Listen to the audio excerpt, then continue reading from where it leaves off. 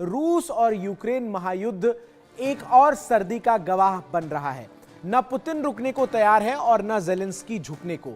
और अब नए साल में यह जंग और भीषण होने जा रही है और इसकी वजह बनेंगे अमेरिका के राष्ट्रपति जो बाइडेन। कैसे, जानने के लिए हमारी ये रिपोर्ट आपको देखनी चाहिए।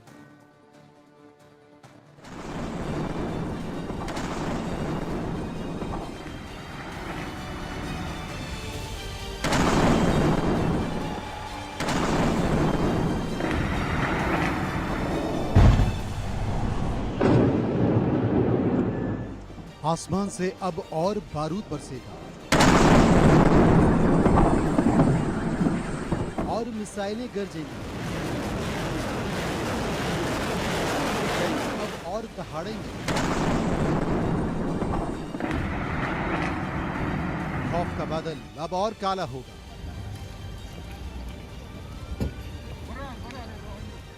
नए साल में रूस यूक्रेन युद्ध और भीषण होगा। जंग होगी, विनाशकारी होगी। अमेरिका के राष्ट्रपति जो बाइडेन ने जाते जाते युद्ध की इस आग में घी डाल दिया है। यूक्रेन को और ताकतवर बना दिया है। उसके हाथ में हथियारों का जखीरा दे दिया है, जिसका मतलब साफ है कि 2025 भी रूस यूक्रेन जंग के नाम रहने वाला है।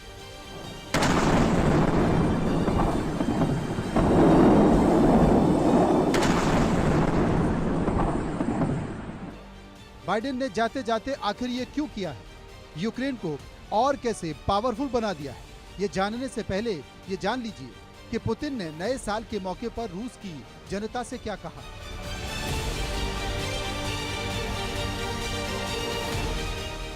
रूस के राष्ट्रपति व्लादिमीर पुतिन ने अपने देश के लोगों को नए साल की शुभकामना दी है। उन्होंने कहा है कि 2025 में रूस नए आत्मविश्वास के साथ आगे बढ़ेगा। We know for certain that Russia's fate and the well-being of its citizens have been and will remain our absolute value. Sincere feelings for our homeland give our lives a higher meaning, and the desire to contribute to protecting its sovereignty, security, interests. Putin ने 25 साल बाद राष्ट्र को संबोधित किया है। इससे पहले उन्होंने 1999 के आखिरी दिन बोरिस एल्त्सिन के इस्तीफा देने के बाद पहली बार कार्यवाहक राष्ट्रपति के रूप में राष्ट्र को संबोधित किया था। हालांकि इस दौरान पुतिन ने यूक्रेन में युद्ध को लेकर कोई विशेष वादा नहीं किया, जिसका मतलब है नए साल में भी रूस यूक्रेन के बीच बारूदी बारिश होती रहेगी।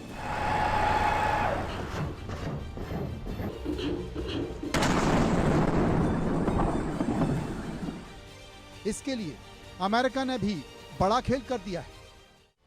रूस के खिलाफ युद्ध लड़ रहे यूक्रेन के लिए अमेरिका ने एक बार फिर मदद का हाथ बढ़ाया। राष्ट्रपति जो बाइडेन ने यूक्रेन को लगभग $2.5 बिलियन और हथियार भेजने का ऐलान किया है। ताजा पैकेज में राष्ट्रपति के ड्राउडन अथॉरिटी का $1.25 बिलियन शामिल है, जिसके सेना को युद्ध के मैदान में तेजी से हथियार पहुंचाने की इजाजत मिलती है। इसके अलावा इस मदद में $1.22 बिलियन का हथियार पैकेज भी शामिल है। अमेरिका की इस मदद के बाद सवाल उठ रहे हैं कि क्या अब रूस अपने डेंजरस मिसाइल को युद्ध के मैदान में उतारेगा।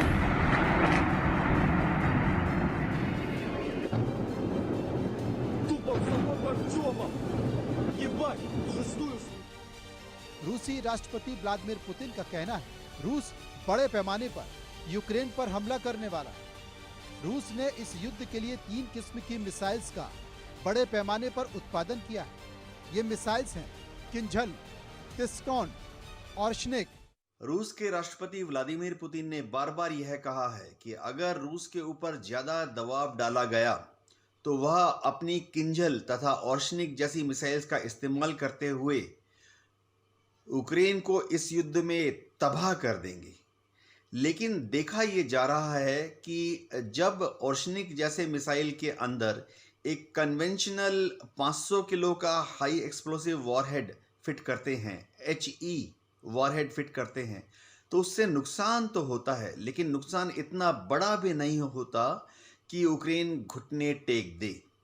ऐसे में अगर व्लादिमीर पुतिन अपनी भयंकर मिसाइलों का इस्तेमाल टैक्टिकल न्यूक्लियर वॉरहेड के साथ करते हैं तो शायद यूक्रेन जो है मजबूर होकर घुटने टेक सकता है।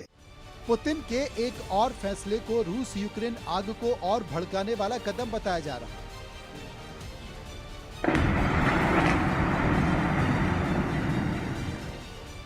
रूस और यूक्रेन के बीच चल रही जंग को लेकर अमेरिका के भावी राष्ट्रपति डोनाल्ड ट्रंप ने बड़ा दावा किया था। उन्होंने कहा कि शपथ लेते ही वो संघर्ष को खत्म करवा देंगे। हालांकि रूस ने ट्रंप की तरफ से पेश शांति प्रस्ताव को खारिज कर दिया है। इस शांति प्रस्ताव में यूक्रेन को नाटो में शामिल करना भी शामिल था। ऐसे में अब सवाल उठ रहा है कि 20 तारीख को शपथ लेने के बाद अब ट्रंप इस युद्ध को रुकवा पाएंगे या फिर नहीं।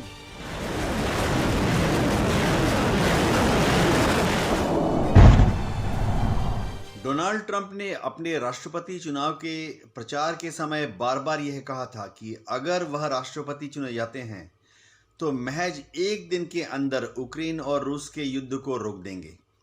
ऐसा शायद वह 20 जनवरी के बाद कर भी दें, क्योंकि यूक्रेन जिन भी युद्धक सामग्रियों से हथियार, गोला बारूद, टैंक, तोप के शेल्स युद्ध में इस्तेमाल कर रहा है वह प्राय 100% अमेरिका या वेस्टर्न पावर द्वारा ही सप्लाई किए जा रहे हैं। सवालों और शंकाओं के बीच जो सच है वो ये है कि नए साल में भी दोनों देशों की तरफ से हमले जारी रहेंगे और अब यह युद्ध और भीषण होने वाला है। Bureau report, India news.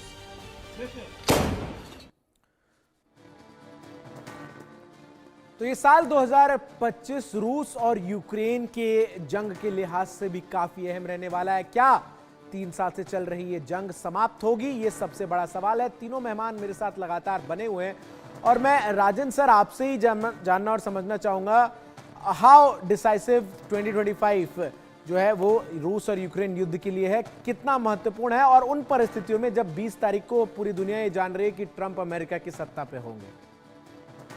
देखिए, जैसे आपने बताया था अभी कि पूरा यूक्रेन का जो युद्ध सामग्री है बेसिकली यूएस से आ रही है और कुछ यूरोप के कुछ देशों से आ रही है।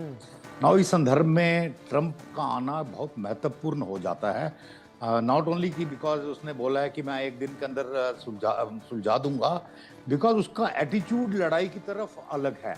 उनके पिछले 4 साल के टेन्योर में एक भी जगह लड़ाई नहीं, तो he is basically anti war.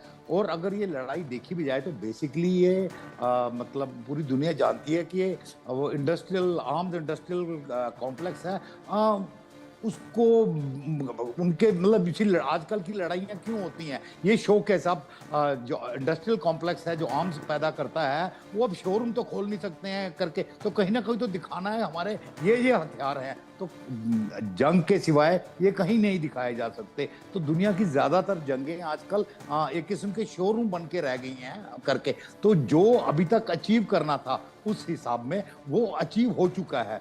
दूसरा, यूक्रेन तकरीबन तबाही के कगार पे आ गया है। यूक्रेन मेरे हिसाब से अगर थोड़ा सा आर्म्स सप्लाई रोकी जाए यूएस और वेस्टर्न पार्क की तरफ से, तो यूक्रेन ऑलरेडी घुटनों पे है। इट डजंट हैव टू, मतलब कुछ और करने की जरूरत ही नहीं है, उसी से यूक्रेन हाथ छेड़ देगा। तीसरा, इवन यूरोप में देखो, यूरोप में एनर्जी सप्लाईज इतनी ज़्यादा हिट हो गई हैं, इकोनॉमिकली यूरोप में इतनी प्रॉब्लम आ गई है कि इवन यूरोपियन कंट्रीज में उनकी अपनी सरकारों के खिलाफ इस युद्ध को लेके एक किस्म की जिसको रोष बोल सकते हैं वो रोष पैदा हो गया है। सो इन सब कंसिडरेशंस को देखते हुए मेरे को लग रहा है कि 2025 में रूस यूक्रेन का युद्ध समाप्त हो जाएगा, ज्यादातर रूस की शर्तों पे, पर क्योंकि युद्ध विराम होना है तो कुछ ना कुछ कंसेशन जिसको फेस बोल सकते हो आप, वो देना पड़ता है। तो हाँ, बिल्कुल।